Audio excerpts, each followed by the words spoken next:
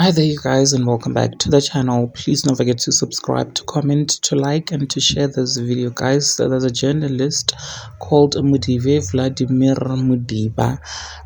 He is the one of the whistleblower who blew the whistle on IPC leader Mike Sandlana, who is currently incarcerated, you guys. And Mudiba did, reports on Mike Sandlana, of course, his illegal activities. And just 3 days ago, he tagged the SAPS and made very serious and damaging allegations against Mike Sandlana, you guys. And he claims that Mike Sandlana has hired Inkabis from KZN, you guys, to come and analyze all the whistleblowers, including him. So he said, "Dear SAP, as Mike Bigimuzi Sandlana has a phone inside prison, and he made a call today to his Inkabis in KZN to come to Johannesburg and kill all the whistleblowers, including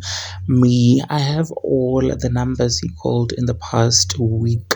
Should anything rather happen to the whistleblowers, then you must know. Should anything also happen to me, Ekuruleni or Sandlana." And then he also went on to post these other tweets. He said, "The events surrounding Sandlana's arrest reveals a man who operates far beyond the reach of ordinary accountability. When law enforcement attempted to execute a lawful warrant, they did not encounter a private citizen but a fortified power center protected by armed guards, perimeter security, and crowds mobilized to resist. The state officers were surrounded, shoved back, injured, and even dispossessed of an official firearm.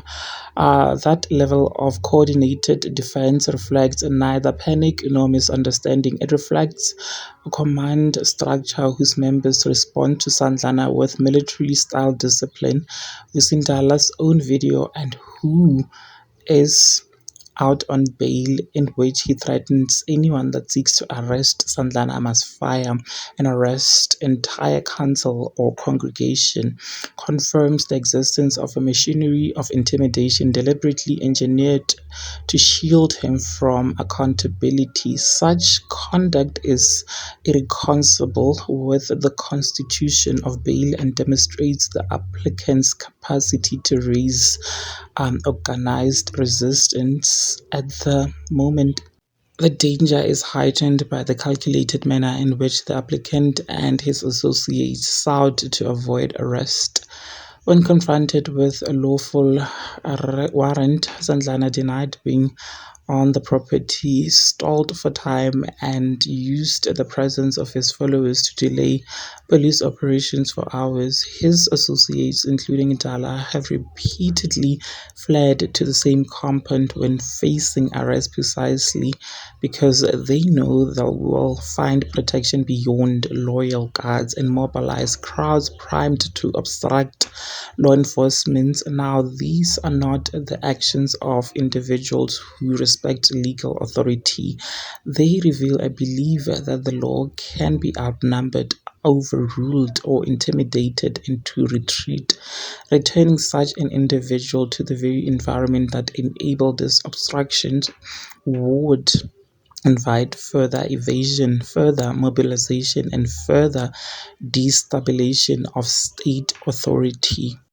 Compounding these risks is the applicant's demonstrated ability to manipulate, to corrupt, or intimidate elements within the justice system itself. He has cultivated influence within judicial, legal, and administrative processes, enabling him to secure tactical advantages, distort proceedings, or weaponize courts against witnesses. His resources and network allows him not only to obstruct investigations on the ground, but to interfere with institutional mechanism within an individual capable of enticing or co-opting justice official cannot be trusted to comply with bail conditions. Instead, he will exploit release to tamper with evidence, intimidate witnesses, or strategically undermine the administration of justice. Beyond the physical and institutional threats lies a broader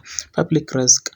Granting bail to a person who can summon violent resistance, defy lawful arrests, and marshal crowds to confront police would signal that influence, intimidation, and power can override the law. At a time when the public trust in the criminal justice system is already fragile, such a decision would deepen the perception that powerful individuals operate under rules different rules. Witnesses would be terrified, investigators discouraged, and the public delusioned. Protecting the integrity of the justice system, safeguarding the safety of law enforcement, and preserving public order all point to one unavoidable condition. Sandlana must not be granted bail. You guys, of course, that was reporter stating why he believes that Sandlana should stay in jail, as he believes that he is a very hardened and dangerous criminal.